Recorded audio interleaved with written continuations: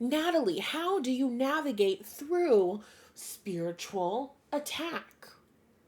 I think we should actually talk about it because obviously I'm a spiritualist. Obviously, I believe in spirituality. I believe in energy. I believe in astrology. I believe that everything in this physical world is not what it seems. I feel it. I know it. I was just having this conversation with myself about energy and my own experiences and trusting myself and trusting my intuition. And I have a very close friend of mine who, oh, this could have been like a year ago. I want to say this was a year ago. Oh God, this could have been 2 years ago. I don't remember when this happened. But anyway, I had a home girl and she was living with some people in a home, like let's say she had roommates. And there was some weird shit that was going on with her, but it wasn't impacting our relationship. I didn't know consciously about the weird shit, but I had a dream about her. And I was in her home where she was staying, but I've never been inside of that home. I didn't know what the home looked like in the inside, but I was in this home that I'd never been to before. And I was visiting with my girlfriend, my, platonically, and I was visiting with her and I went to leave. I'm like walking down the steps or something, and there was like this like formless like entity, this like lower vibrational, maybe you call it a demon, maybe it doesn't fucking matter, just this lower vibrational negative energy that was like in her bed, like in her sheets. And I saw this in a dream and I got so fucking mad. And I'm telling this thing like, when I leave, your ass better not be back here. And I don't even remember every single thing that I said. I don't even remember everything that happened.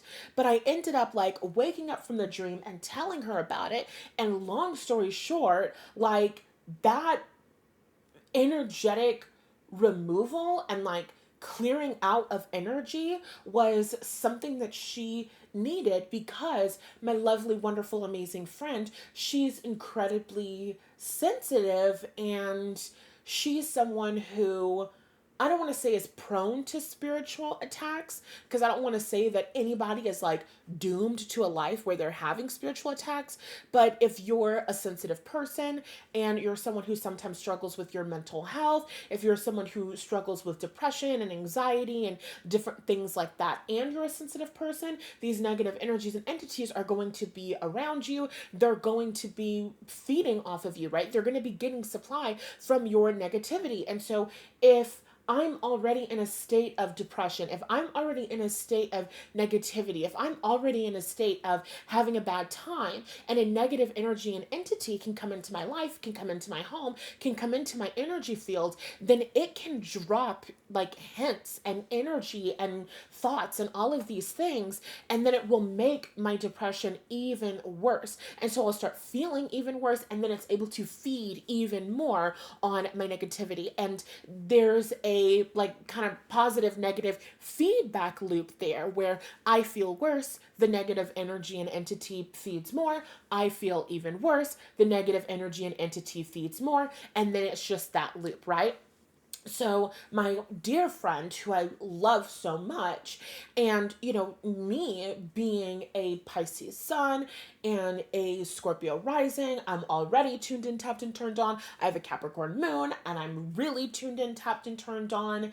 I can feel things and I can sense things, and I'm also very protective of the people that I love.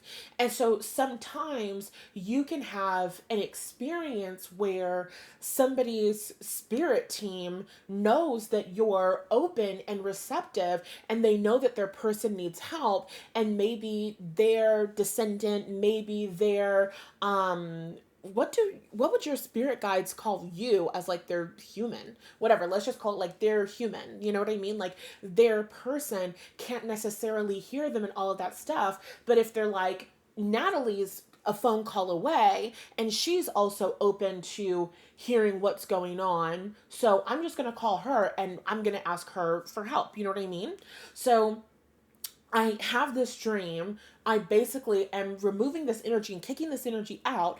And I remember in the dream, it was like this, like a it was like formless. Okay, it was like a thing of energy, like it was like hiding like underneath the sheets, but it wasn't like a thing. Like it didn't have a physical shape and form. It's like I could just see like almost like the outline of something. I don't know. I don't even know how to describe it. So I'm telling this thing that it needs to fucking leave. I'm kicking it out of her house, and I can feel it like is the word like sussing up my energy. What do I mean? Like I don't know, like when somebody like looks you up and down, okay? It was almost like I could feel this thing like looking me up and down and seeing if there was anything within me that it could get attached to, but I wasn't going for that shit. There was no opening within me at all. So experiences like that are real.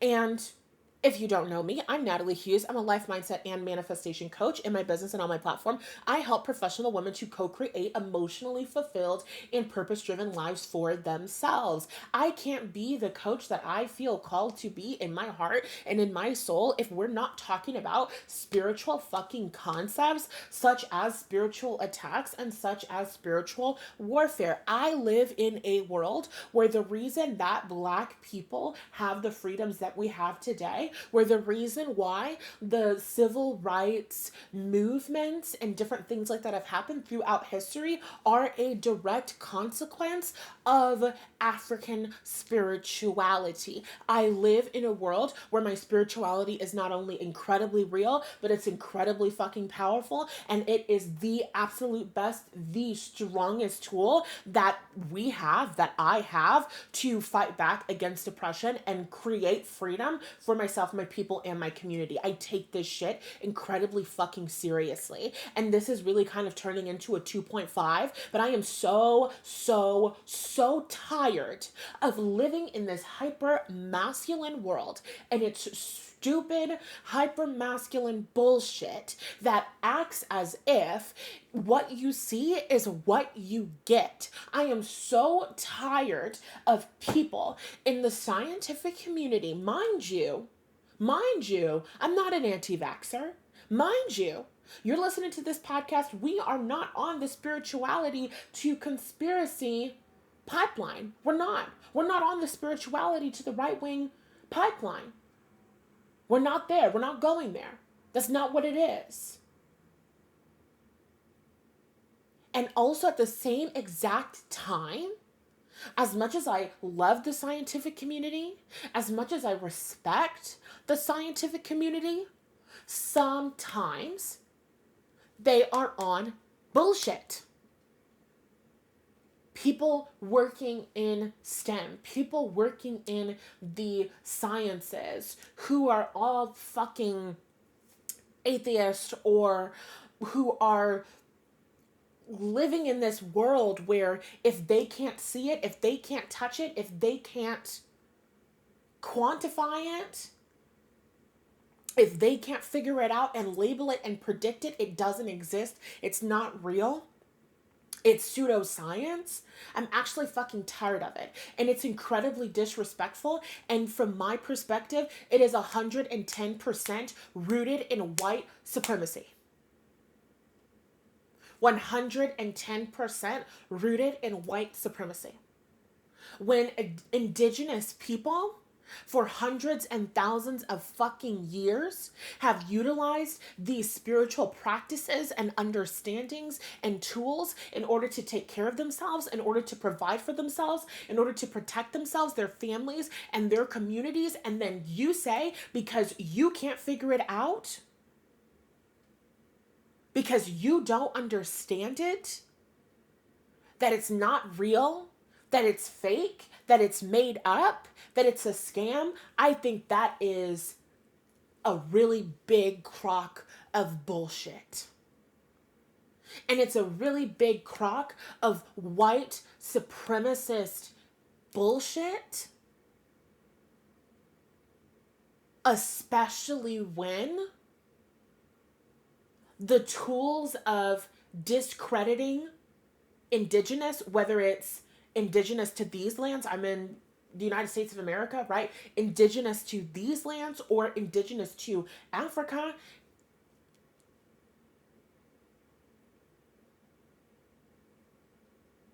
when discrediting indigenous practices and beliefs, when demonizing indigenous practices and beliefs have been utilized as a weapon of white supremacy historically, we cannot pretend that if you can't go to school to study it, then it's not legitimate. We cannot live in a world where if it's not heavily regulated, it's not legitimate. And there's so many nuances to that. And of course, it can get incredibly dangerous to other people. And I'm not saying that things should be dangerous, and I'm not saying that you should be doing things that are illegal, and I'm not saying that there aren't members in the spiritual community that are predatory, you know what I mean? But I'm also saying, how many people in positions of authority was I abused by? A lot. How many people with multiple advanced degrees mishandled the fuck out of me with no remorse? A lot. I am so fucking tired of the story that says if it's not moving in alignment with what white people with what white people say and agree is the most popular way, the right way, then it is wrong and it is bad and it is untrustworthy. I always want my spirituality to be something that helps me and supports me in interacting with the world. I don't live in a world where what you see is what you get. Because I know and I have experienced personally people smiling in my face and then being some of the worst, most diabolical people on planet fucking Earth.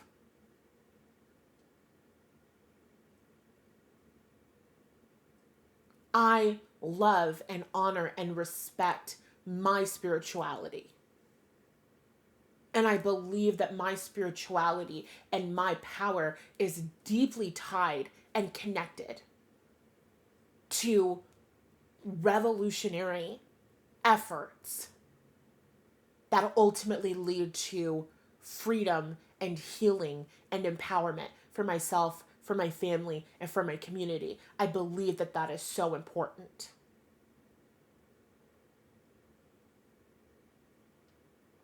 I was just having a conversation with myself about a lot of things I see online. Therapists and certain mental health professionals that are like, coaching is the worst thing in the world and blah, blah, blah, blah, blah. And I'm like, okay, clean up your own side of the street and focus on making therapy accessible for all and focus on making sure that therapists are as trauma informed as they need to be and focus on making sure that therapists are as culturally aware and sensitive as they need to be. There's a lot of shit that needs work in the mental health field. So maybe focus on that instead of worrying about what the fuck I'm doing. But anyway. For so long, I have felt this old story of like people aren't going to respect me and they're not going to respect what I do in the world. Everything is not for somebody else to look at and say, "Oh my god, yeah, you're doing a good job."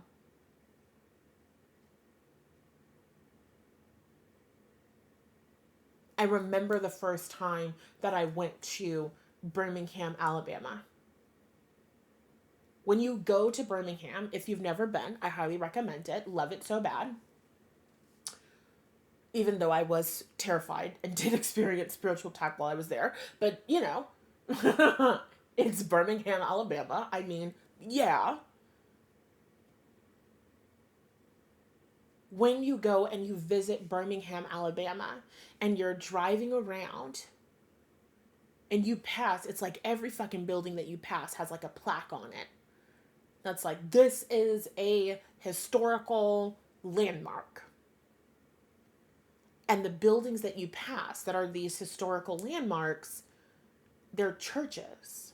And another church. And another church. And another church.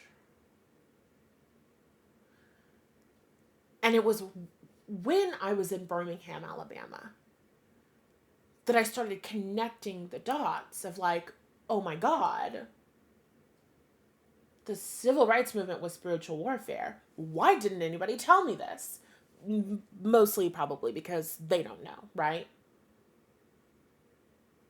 I'm not saying that scholars are bad. I'm not saying that education is bad. I think that education is incredibly important. I am a huge advocate for education. There's nothing more that I want for the Black community than for them to be educated in a well-rounded motherfucking way. I love education. And I also recognize and acknowledge that, how can I describe this? Some things are not meant to be understood by scholars. Some things you're not going to understand just by studying. A couple of years ago, and we are still going to talk about spiritual warfare at this point, but I'm on a roll, and it's Tuesday at 12 o'clock in the morning as I'm recording this. I recorded 2 different podcast episodes earlier today. I did not know what I was going to talk to you guys about, so we're here, and I'm kind of on a roll, and I'm feeling really good about this, so like, just follow me, okay? So a couple of years ago, I had a friend. She was enrolled in college at the time. This is after I've left college and come back home to Central California. And, she's going to college here in Central California. And a part of her studies, she was working with someone who was studying Native American indigenous peoples and artifacts and history and culture and spirituality. And so the head researcher in this thing is a white man. And he had these, maybe I would describe them as like runes. I don't know what they look like. This is just what I'm recalling from memory, right? He had these runes or something, these stones, these something, and he's trying to figure out what does it mean and what did they use these for, and all of those things, because that's what scholars do. They study, they observe, and then they write down what they observe, right? That's what science is. Science is the study of the world. I'm waiting for something to happen so that I can see it. I'm going to write down what I observe. I'm going to notice if I observe patterns. I'm going to notice if over time I can come to conclusions about the patterns that I'm seeing. Can I make predictions based on the patterns that I'm seeing and different things like that, right? So all of those things are valuable and amazing, but some shit is not meant to be studied. Some shit is not meant to be put in a museum. Some shit is not meant to be put in a fucking book. Some information is not for everybody to have. So there was this white man and he's studying this indigenous something. And my friend at the time, who is an indigenous Chicana woman, she's, studying under this person, and we ended up getting invited up to a Native American reservation, and they had a powwow, and that's literally what it was called and what I was told. So we got invited, we went up, we were supposed to be camping And we were having this, it was this Native American powwow, and it was really, really beautiful. And afterwards we actually went, and it was like after the powwow was over, we went to a it was like a tent, and it was a whole bunch of people from the community, and they were all playing bingo and different things like that, and it was just really beautiful to see and experience and observe. And it was really beautiful because the man who invited us was not the white researcher guy. The white researcher guy wasn't there, but the man who invited us was a native man who, I believe, he belonged to that tribe, but I'm not sure. But yes, I believe, because he was telling us that like this is very interesting that you're here, that you're observing this, that you're participating in this, because we normally do not let outsiders in, to this. So anyway, we end up leaving. The powwow is over. We go, we get our tent set up because we're like sleeping on these like tent grounds and all of this stuff. And we end up doing shrooms. This was my first time doing shrooms. It's not something that I do often or have done many, many times in my life. I'm not saying that you should or should not be doing anything. This is not me, um, you know, saying anything or promoting anything or anything like that. This is just my experience. This is many, many years ago. So, we end up doing these shrooms. The shrooms start hitting. I'm on my period. I start shivering. Like I'm shaking. I'm so cold. It was cold outside, but I was so cold I couldn't get warm. I have my blanket. I'm doing all these things. I'm shivering. I'm trying to get warm. And then I'm telling my friend, like, I'm so cold. Can I please go into the car and just warm up in the heater for a little bit? She's like, yeah. So she gives me her keys, but she drives like a stick car or something, and I cannot I do not know how to turn it on. Like you have to like push the gas or something. I can't get it on. I'm having I'm pretty sure that I'm having cramps, or I'm just shaking. Like I'm just shaking. So this is the beginning of the trip, mind you. And we end up having this entire fucking experience of realizations and revelations, um we're like driving around this town. We're like literally seeing ghosts. Like shit was fucking insane. And then we end up leaving the campsite. I don't remember why we left the campsite, because she comes to the car to turn it on so that it's like, I can get warm. I'm still not warm. We're in the car. The heater is on. I have my blankets and everything. No matter how much heat is put onto me, I cannot get warm. I cannot feel any warmth in my body. I'm shivering. I'm so cold. And as I'm shivering and I'm so cold, I'm crying my eyes out because I'm seeing the experience of indigenous women and also black women and the experiences that they went through in colonization. And I'm crying because I'm seeing these women and they're pregnant and they're experiencing miscarriages, and I'm on my period. And so I'm crying and just like, oh my God, I'm having this like crazy fucking experience and like all of these like horrific things, and just this understanding of like history and everything is so real and so vivid to me. And like, I am just like freaking the fuck out, just connecting like all of these dots together. Shit's crazy. So we're like driving around this town, and then we end up going back to the campgrounds. And at the same exact time as we're driving in, my friend's driving, I'm in the passenger seat. At the same exact time that we're driving in, she hits the brakes on the car and she stops. And I'm seeing this like setup, and I can see people like on the platform, like people, human beings that are being sold into slavery. And she stops the car, and just as I'm seeing it, she says it out loud. She says, they sold people here.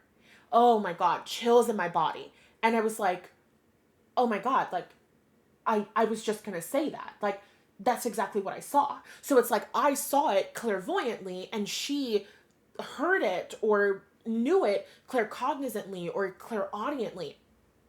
So it was just like crazy fucking experiences. And one part of the downloads that were coming through while I was going through that experience and that trip was like, your professor is never going to understand what the fuck those runes are for or what they mean. They need to be returned. Those do not belong to him. That's not to be studied. That's not to be observed. He's never going to figure it out because that does not belong to him.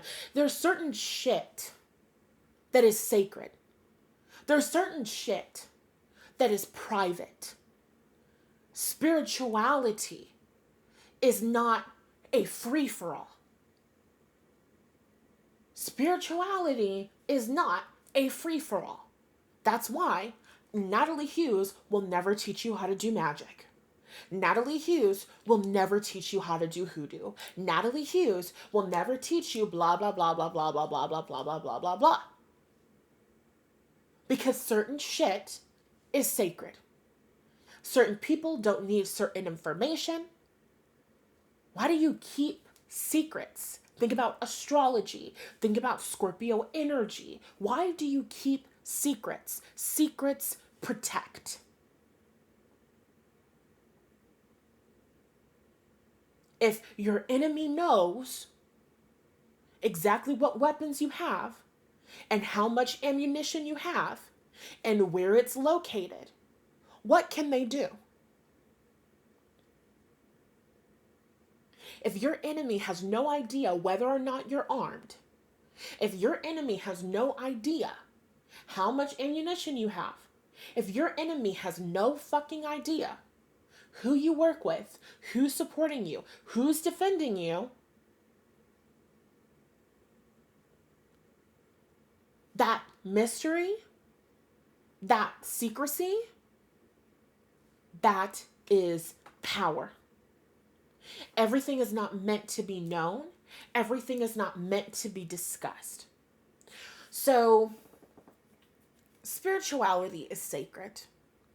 And there are people and there are educational studies that are dedicated to studying certain things. And do I appreciate history and do I appreciate knowledge when I'm able to find it in books and literature and different things like that? And do I, recognize that there is absolutely a value in history books that are accurate? Yes, absolutely. And at the same exact time, you must understand that everything is not as it seems. There are certain things that in life and in spirituality are on a need to know basis. There are certain things that are above your pay grade. There are certain things, there's certain information that you will never have access to because it's none of your fucking business. And Sagittarian energy, and when we think Sagittarius and we think the ninth house, we think about higher education. So when I'm having a conversation about higher education and everybody's saying degrees, degrees, degrees, you need degrees, we're going to have a conversation about Sagittarian energy. Sagittarian energy can be that colonizing, culturally appropriating energy because Sagittarius doesn't necessarily want to master it. Sag just wants to experience it. They just want to learn it. They just want to know what it would be like.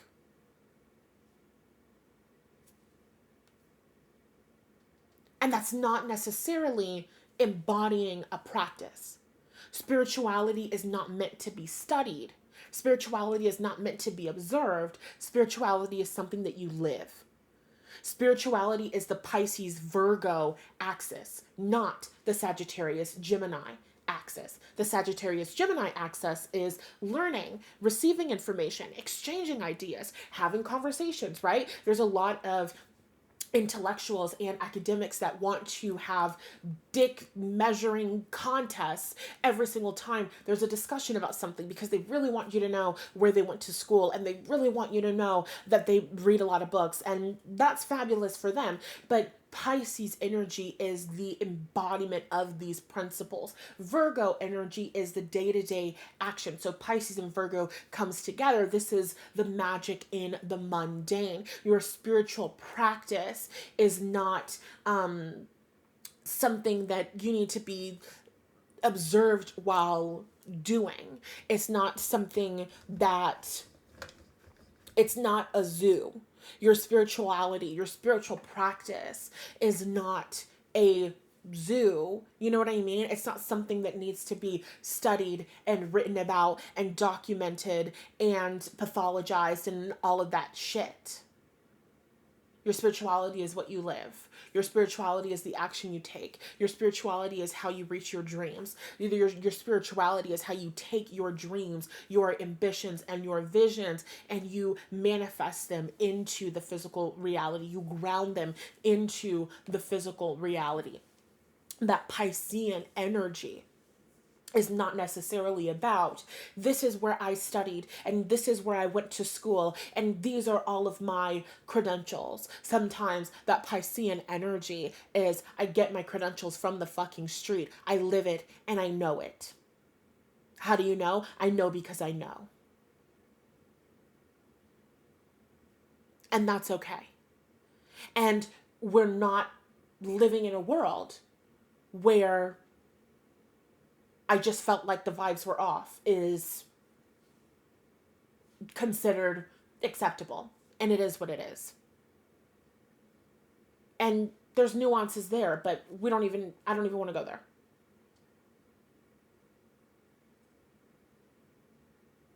So, spiritual attack. Everything is not the way that it seems. Like I just said, I don't live in a world where people say, I walk like a duck and I talk like a duck. So I'm a duck. And then I just believe that they're a duck. I don't. Because I see that you walk like a duck and I see that you talk like a duck, but I'm not buying it. Why am I not buying it?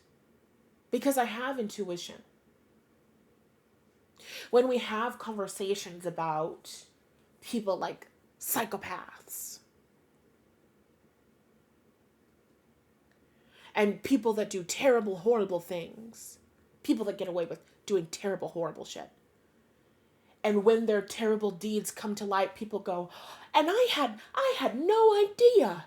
And who would have ever thought that the pastor of this church would do XYZ different thing because, and he positions himself and he said that he cared about the people and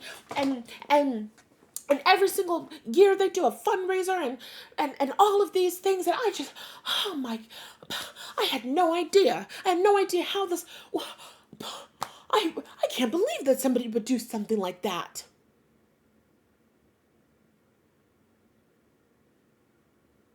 Do we or do we not live in a world where people do terrible, horrible fucking shit and then they walk around planet Earth as if they are the most normal, good-hearted people ever? Come on now. Because you know I want to name a very specific demographic, but I won't. I want to name a very specific demographic. And then within that demographic, we could niche down even further. But let's not even go there.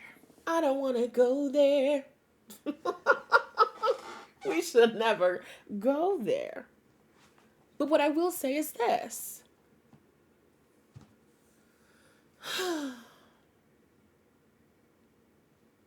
We live in a world where people will smile in your face and they will say one thing and then behind your back, they sometimes will do another.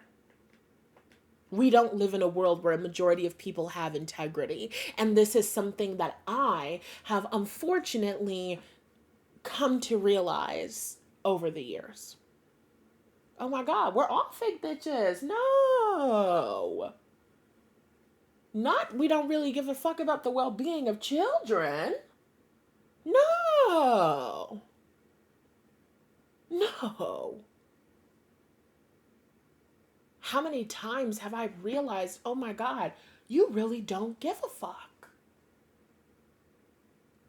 Maybe you give a fuck if it was a white woman being hurt or, something like that. But when it's me, when it's a black girl like me, oh my God, when it's a fat black girl like me, when it's a black child like me, when it's somebody who doesn't come from money like me, it really is fuck me, huh?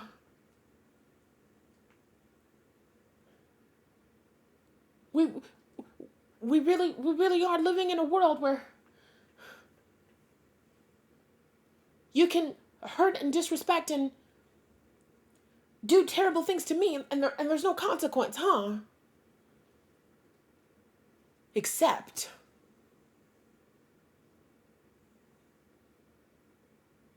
I have spirituality and I have intuition. Your intuition is when you get a vibe.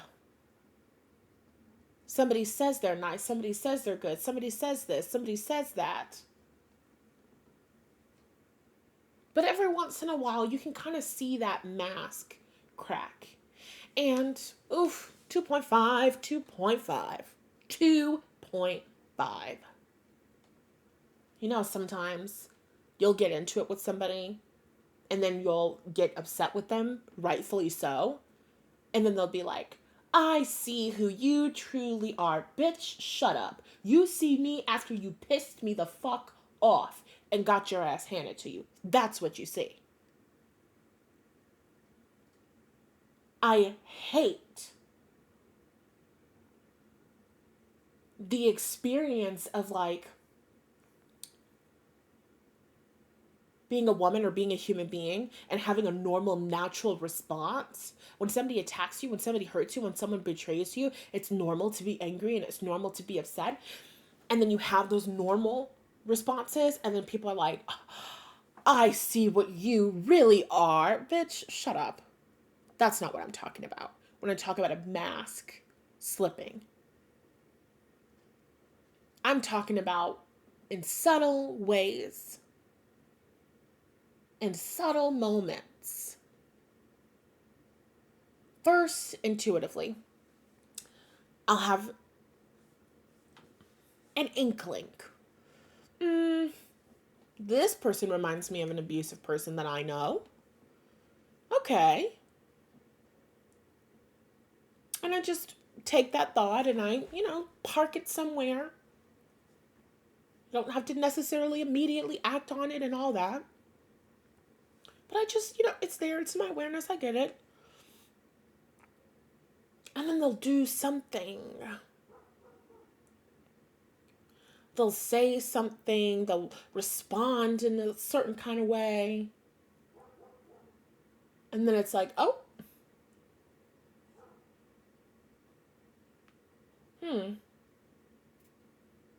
I'm seeing something. I'm getting something. I'm receiving something.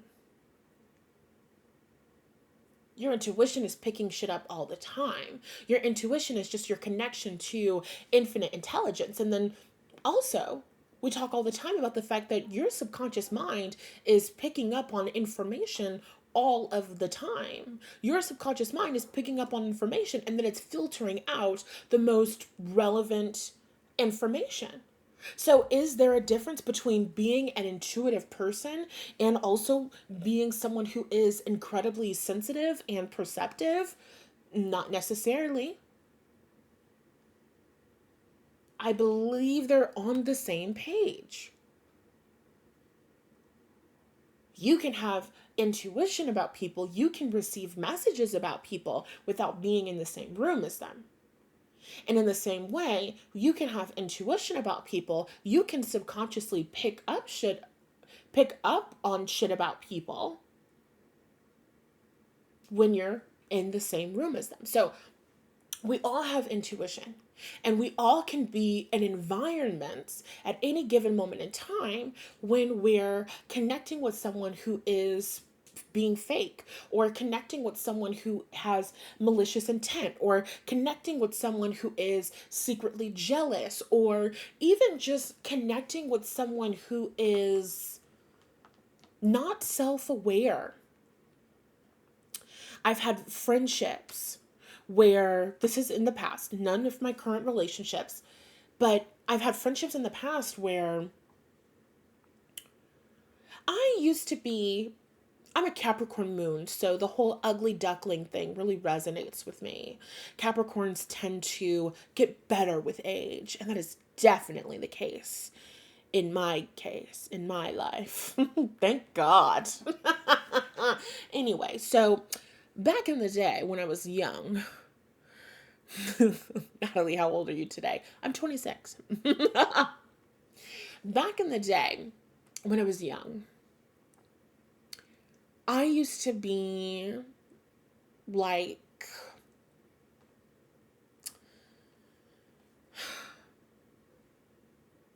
I don't want to say a loser. I don't think anybody would ever describe me as a loser. Somebody hated, well, yes. Somebody gossiped about, well, yes. Somebody strongly disliked, again, yes.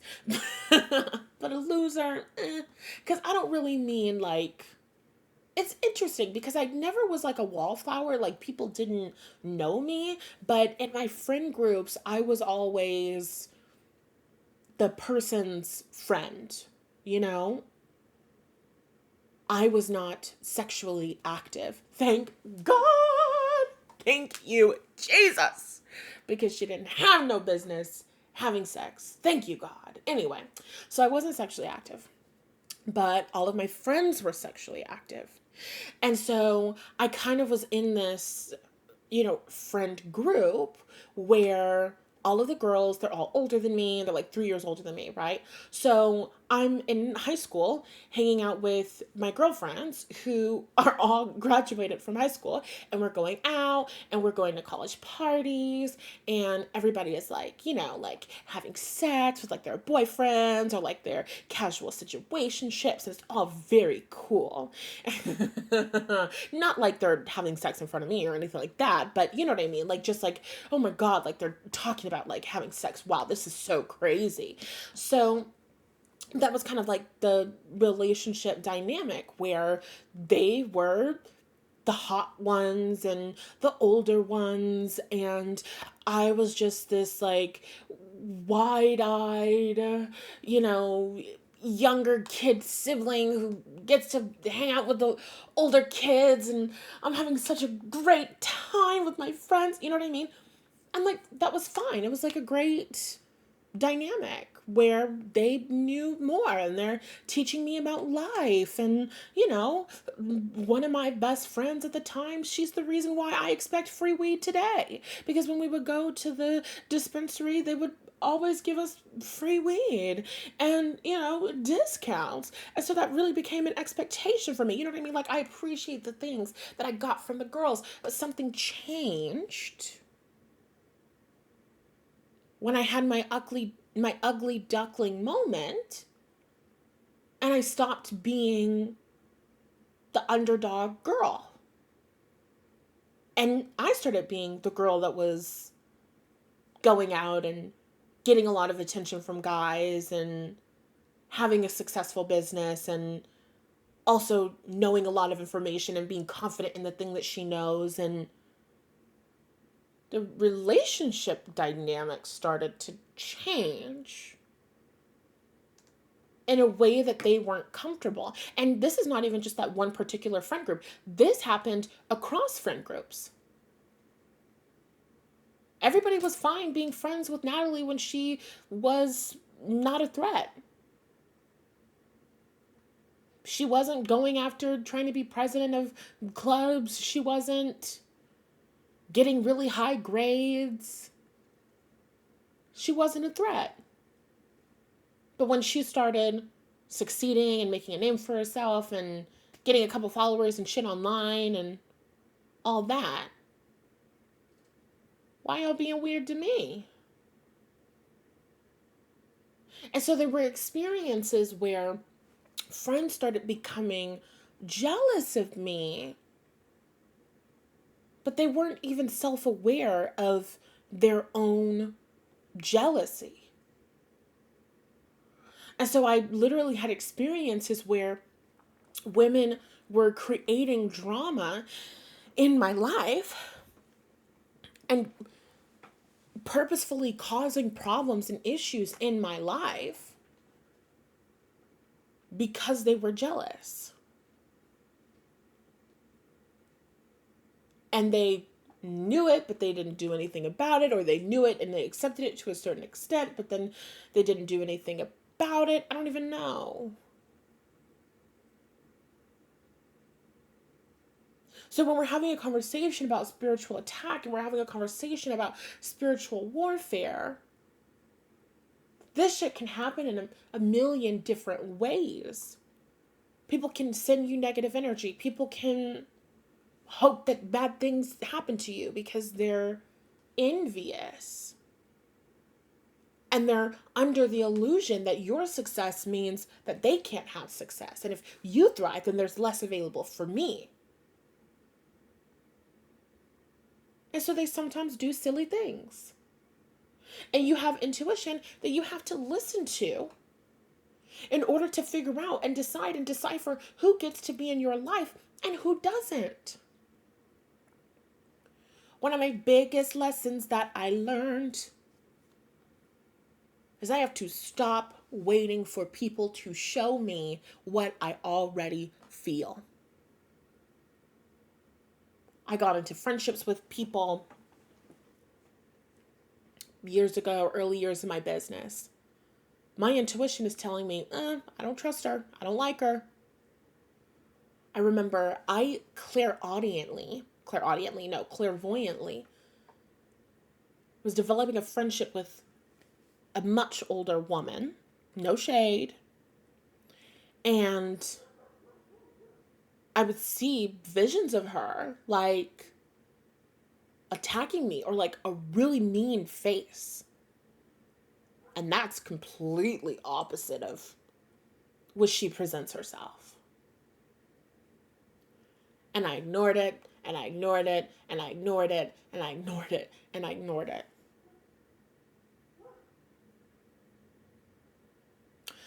But when I was in Birmingham, Alabama, by myself, driving across the country, traveling all alone, making money as I went, she was the friend that I was talking to the most frequently. So I had this moment at this house next to Reverend Shuttleworth's church. And that's a whole other story for a whole other time. We don't have time to talk about it. But basically, I had this moment with this stray cat that was like trying to lead me like into the backyard of this house. Like it was crazy. Okay, maybe we do have time for the story. 2.5 seconds, really quick. So there was this stray black cat. And I'm looking at these houses and the houses are really, I hate how beat up the houses are in Birmingham, Alabama, specifically around Reverend Shuttlesworth's church, just because it's Black history and some of them are more well kept than others. But this particular house looked like an abandoned home. Okay, like there were piles and piles of trash inside of the home, and there were bullet holes in the glass of the home, right?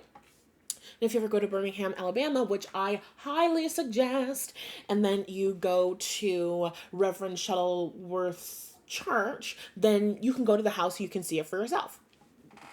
So there's this house, and there's like bullet holes like in the glass and stuff, right?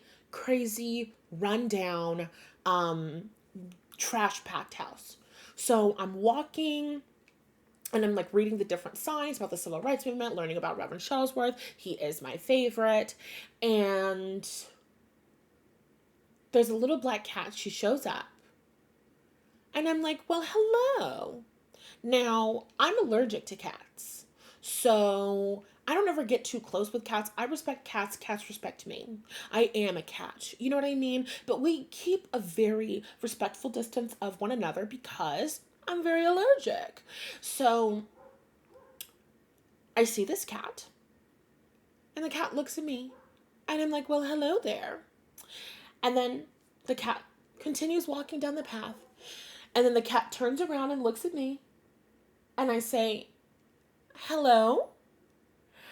And then the cat starts walking. The cat's walking past me. The cat stops. The cat turns around. The cat looks at me. And I'm like, do you want me to follow you? So I start following this cat. Also, if you want to abduct me, I don't know. So I start following this cat. And the cat takes a couple steps, stops, turns back and looks at me to make sure that I'm still following. Cat takes a couple more steps, stops, turns back to look at me to make sure that I'm still following. And then the cat walks into the abandoned house, walks past the gate on the side of the house, gets past the gate, turns back to look at me, and I go, oh, baby, I'm sorry. I'm not trespassing. I don't know who the hell lives here. I had a great time. Thank you. The cat starts walking again, stops, turns back and looks at me. I go, love you so much, doll. I'm not trespassing on this crazy, wacky ass house. Mwah. Talk to you later. And then I turn around and I leave. And I walk to the corner and I'm watching the signs. And then I stop in the middle of the sidewalk. And I start looking around because at this point, this is the middle of the pandemic. So I'm by myself. There's no tours that's going on. It's just literally me by myself going to these different places, which, oh my God, what an amazing time to have been traveling because there was nobody that was traveling. So I got to go and I got to study and I got to learn and I got to be by myself and I, just got to be free and like tap into the vibe. So anyway, so I'm by myself and I'm standing at the corner and I can feel someone watching me. And so I'm turning around and I'm like, what's going on?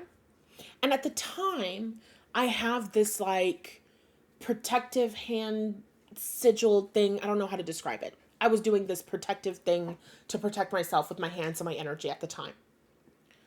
So I had this moment. I'm looking around. I don't see anyone, but I can feel someone looking at me. So I do my little protective sign thing. I look at the last signs that I need to look at, and then I get the fuck ASAP. Because it was just weird, suspicious. So later on, I'm texting this friend, and I send her like a picture. I'm like, oh my God, like, look at this little cat. And like me and this cat had this moment, blah, blah, blah. She's like, that cat is darkness. She's like, you know how good people that do good things have familiars, like good witches. Maybe you have a dog, maybe you have a cat, you have like a spirit animal that is around you that protects you and all of this stuff. They're called like familiars, right?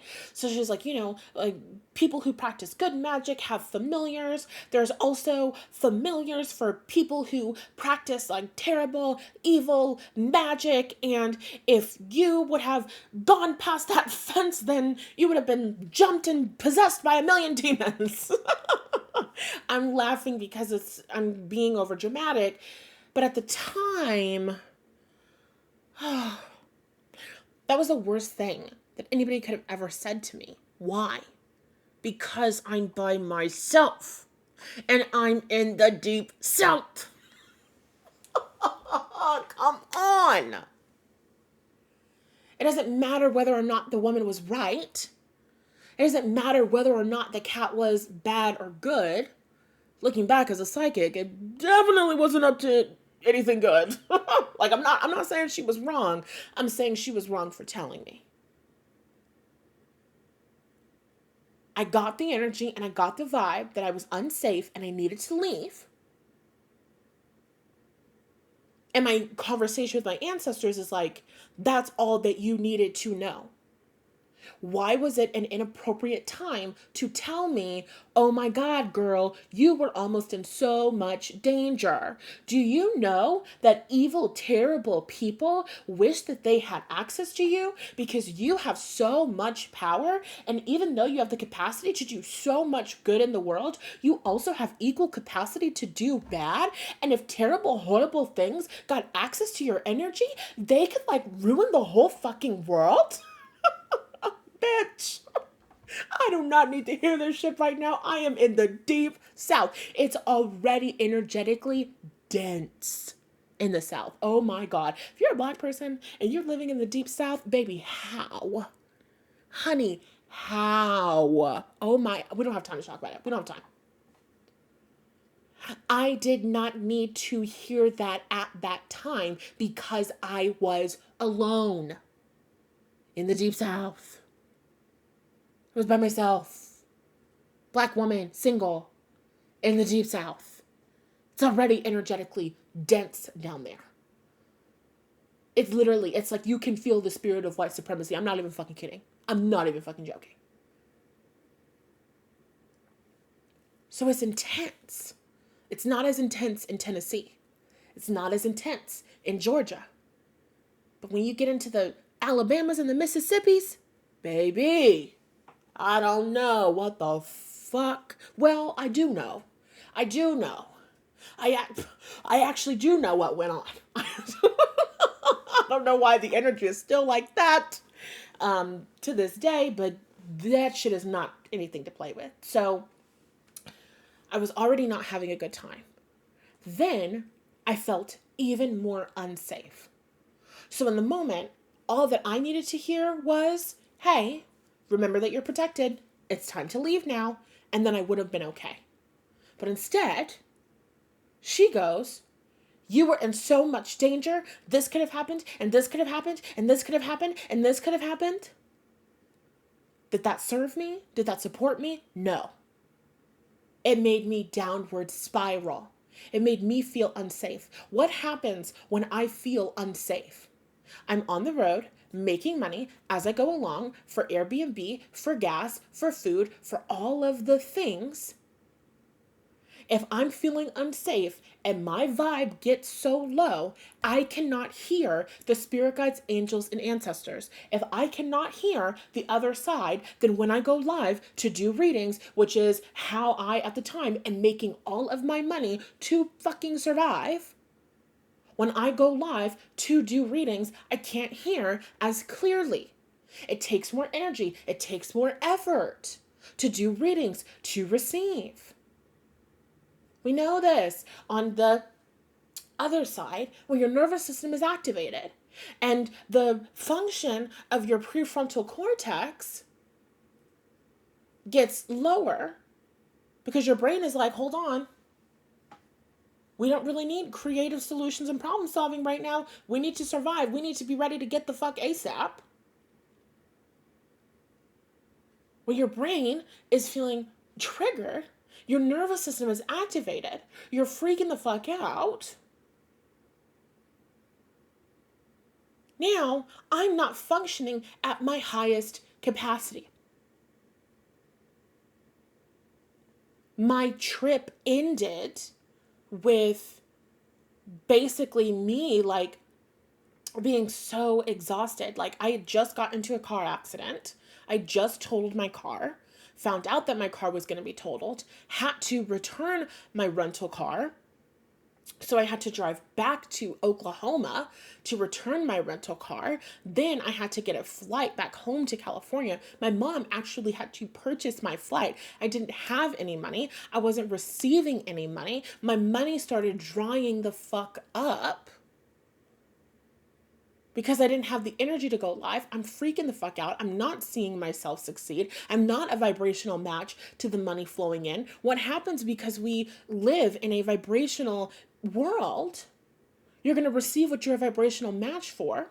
Now I'm freaking the fuck out, feeling unsafe, feeling not taken care of, feeling unsupported. That's what's manifesting in my physical reality. I'm not making enough money. I have to get my mom to buy me my plane ticket, which is so embarrassing because I'm a Capricorn moon. And I have an Aries stellium. Independent. Do you know what that means? It's important to me. So I have this terrible experience. Sometimes spiritual attack is somebody lighting a candle. Sometimes spiritual attack is somebody putting your name in a jar and burying it in a graveyard, or using graveyard dirt, right? Sometimes spiritual attack is somebody gossiping about you behind your back. Sometimes spiritual attack is somebody looking at you and being envious of what you have and being so fucking angry because they don't think that they can have it, and instead of doing their own personal work, they're gonna sit there and be mad at your beautiful ass. Spiritual attack looks like 1,000,001 different things. Sometimes spiritual attack is somebody planting a negative thought, the seed of a negative thought, into your mind. Because you're in a state and in a place of vulnerability where that seed of negativity can grow and sprout into a full-blown meltdown, into a full-blown panic, into chaos, into confusion, into poverty. I should have cut that bitch off that night. But it's fine. She's not in my life today. Hallelujah. I didn't cut her off because she was always nice to me. I didn't cut her off because she was always so helpful. And when she planted that seed of negativity inside of me, how did she frame it? I'm helping you. I care about you. I care about your safety. Don't you know what terrible thing could have happened?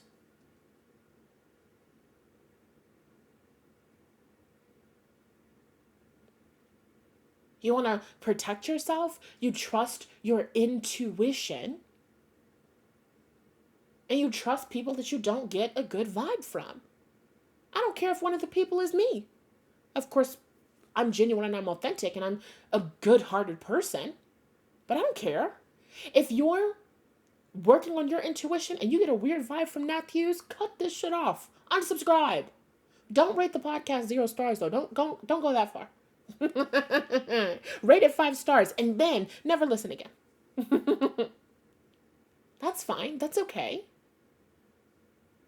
But you trust yourself above what anybody else is showing you.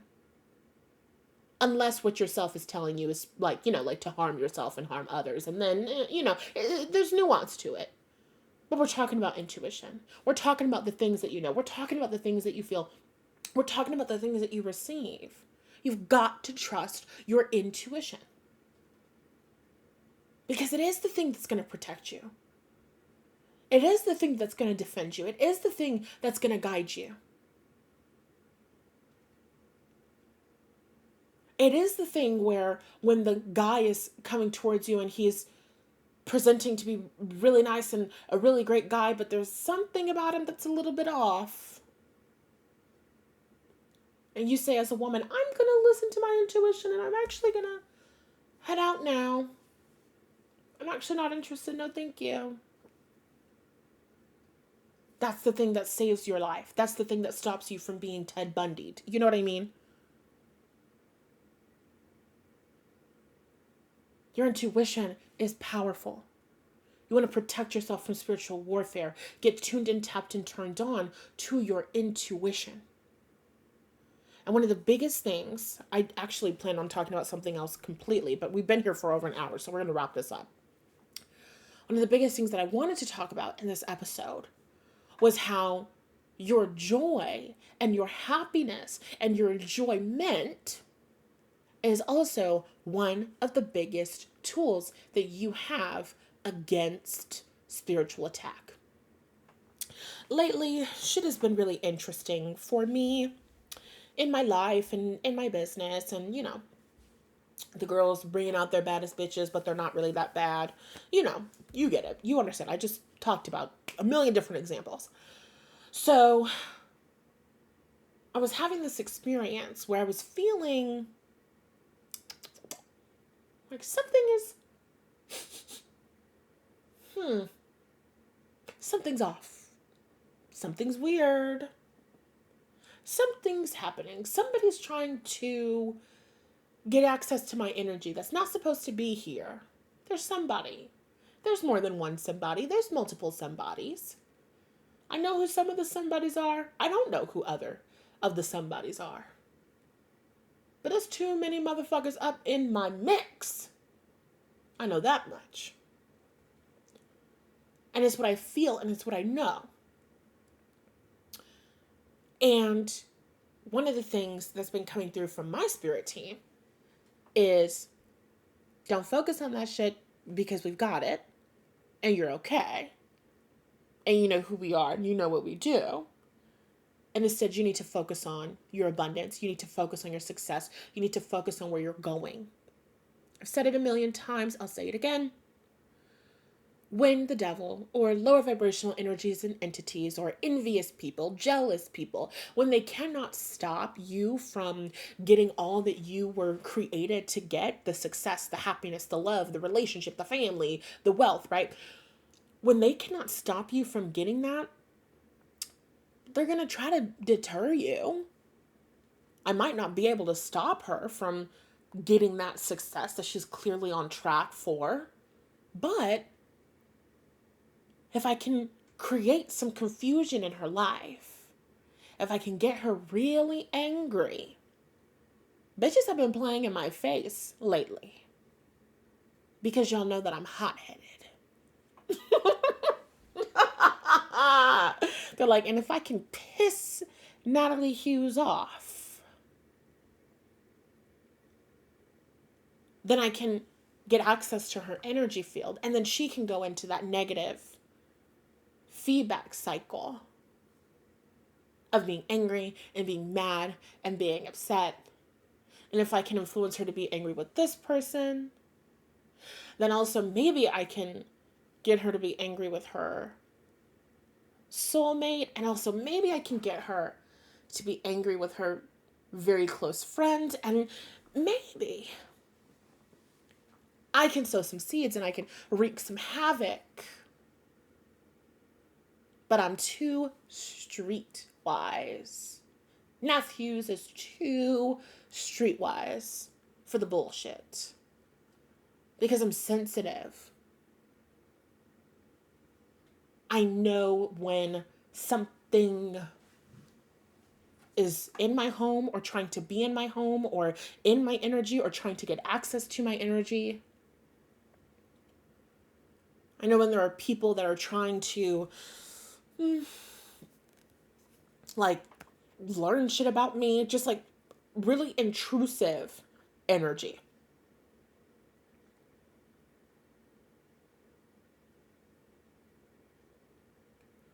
If somebody can get you angry and they can get you upset, if the devil can get you feeling powerless and focused on that powerlessness, I'm just going to call it the devil in general, okay? It's the devil, but it's also the jealous people, the envious people, the lower vibrational energies and entities that are feeding off of those people that see you and think, you're really open to this, friend. This is a fucking 2-for-1 scenario. I can get 2 birds with 1 stone.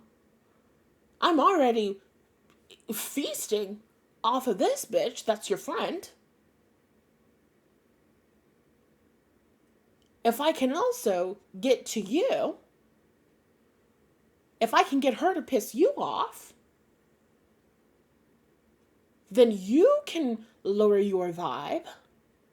And then I can really feast off of you. I can feast off of the both of you. I think the 2 of you should be beefing, actually.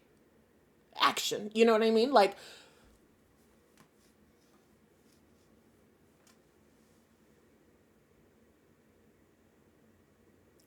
laughter and happiness and joy in alignment with or aside from your spirituality is one of your greatest tools. That's why the song Break My Soul by Beyonce is so powerful.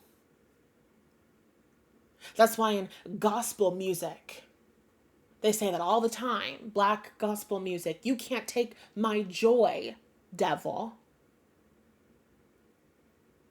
You can't take my happiness.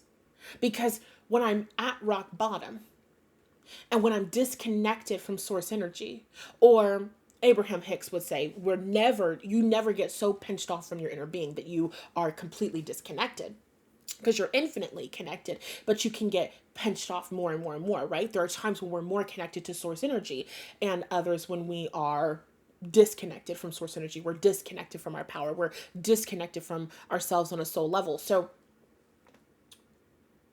if I can get you in a position where you forget who you are, if I can get you to forget that you're a child of God, if I can get you to forget that you're protected, then I can create some situations of despair and drama and powerlessness and hopelessness and insecurity. I know this shit is real. I remember, this is like kind of maybe a trigger warning. Are you supposed to say, it's always kind of like weird to me for you to say trigger warning and then like what you're gonna like bring up, that's kind of like triggering. But anyway, we've talked about my moments of being a teenager and not wanting to be alive, right? So I remember when I was in college, when I left college to first start this business, it was like the summer of 2019, and my business was just not doing what I wanted it to do, and I thought that I was failing. I remember I was sitting on my bed and I was just feeling really down in the dumps. Like I was not feeling good at all. And I just heard this voice in my head that was like, maybe you should kill yourself. And I remember thinking, what the fuck was that? I have not thought a thought like that in a very long time. That did not come from me. All of our thoughts are not necessarily our own. Just like we can receive thoughts and ideas and nudges from our angels and ancestors and guides, we can also receive thoughts and nudges from lower vibrational shit that thrives off of our suffering and off of our pain. So spiritually protecting yourself is having a commitment to connecting with source energy and God. And one way that you can do this is by like listening to gospel music, if that's what you're into. I'm a siren, so I love music. So I'm always listening to gospel music and singing along to gospel music and just, connecting with the Spirit of God in that way. But also, through your laughter. Laughter and joy. Joy is one of the highest vibrations on the planet. So if you can have a moment, if you can take a negative experience and you can find something funny about it, if you can tell a joke, if you can get a good fucking laugh, baby, the yoke of the devil is destroyed. I'm telling you. Your joy is your greatest superpower. You will not break my soul. No matter what you do, or no matter what you say, or no matter what you throw, I'm actually not going to fall into despair, because you can't convince me that I'm not loved. You can't convince me that I'm not a child of God. You can't convince me that I'm not deeply and completely protected. You can't convince me that my success is not my inevitable destiny. You can't convince me that I wasn't born to be wealthy. You can't convince me that my business was not created in alignment with the heart and the soul and the mind of the Most High God. You cannot convince me of that. I'm not going to take the bait. I'm going to laugh and I'm going to have joy. And I'm going to have a good time. And I'm going to be happy, period. That's how you overcome spiritual warfare. Even though you know me, I like to kick a little ass. I'm just saying. I'm just saying. But something that's really important, something that I'm learning and moving through and releasing, is if a lower vibrational energy or entity, if a jealous, envious person can convince you to engage in sending energy back and forth and blah, blah, blah, you're wasting energy on protection when you could be doing work for abundance. You're wasting energy on spiritual warfare and fighting back and blah, blah, blah, when you could be focusing on getting your money up and not your funny up. You know? You could be focusing on reaching your next level. You could be focusing on your next job. But instead of focusing on your next job, you're focusing on the boss that's doing you wrong. Spiritual warfare. Instead of focusing on your next raise and promotion, you're focusing on the bitch on the team that doesn't like you. Spiritual warfare. If it's stealing your focus, your time, which you can never get back, your energy, which is a renewable resource, but it's like a battery, it will run out. Your time and your energy are these incredibly important resources that you have to wield responsibly. If I can get you to use your time and your energy, which creates, I can feed off of your energy. If I can get you to use your time and your energy to be angry, to be upset, to be bitter, to be resentful, to be in hatred, to be feeling powerless, depression, delicious. If I can get you to use your time and your energy on that shit instead of focusing on where God has called you to be, a win is a win. A win is a win. And so I'm learning and I'm understanding the power of my focus. Sometimes you gotta keep it moving. You got to trust that you have a spiritual team that has your back. You do whatever spiritual work that you do to protect yourself. You trust that your wards are up and the work that you do is doing whatever the fuck it needs to do. And you let shit go in one ear and out the other. I have spirit teams that handle this shit. My job in this lifetime is to focus on establishing new supportive money beliefs so that I can help and create generational wealth for my family and for my lineage. My job is to focus on creating success. My job is to focus on being the best life mindset and manifestation coach that I can be so that hundreds and thousands and millions of women all over the world are more empowered, are more free, are more wealthy, are more successful, are more self-aware, and are being more loved than they ever have been before. My job is to focus on being the generational curse breaker of my family line and helping other women do the same. That's my number one priority. And so when some weird, silly, stupid shit happens, I'm going to let it go in one ear and out the other. I'm going to make a really funny joke about it. I'm going to laugh. I'm going to laugh really hard. Because when you think about it, it's very funny. When you think about it, it's very funny. And then I'm going to stay focused. Divas, we must stay focused. Because we have shit to do. I don't know about you, but I'm not a loser. I have more important things to do with my time than argue and go back and forth with you in the spiritual realm.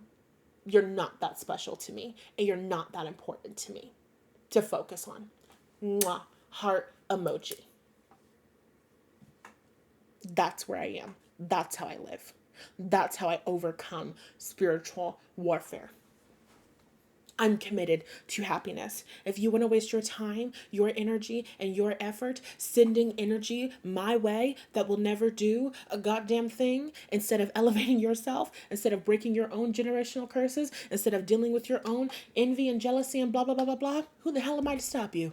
Who the hell am I to stop my enemies from destroying themselves? Baby, be my guest. Be my guest.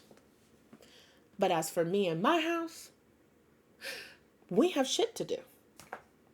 And that's the message. I love you a lot. If this, I love you lots. If this helps you, be sure to leave the podcast a 5-star rating and review. Like this if you're listening on YouTube. I love you deeply. And I'll talk to you again on Thursday. We got to figure out the timing of this. Thursday's episode might be a little bit short because of the storage confines and different things like that, but you'll hear from me on Thursday. I promise. It might be a 5-minute episode, but you will hear from me. I love you, and I'll talk to you later this week. Bye. Mwah.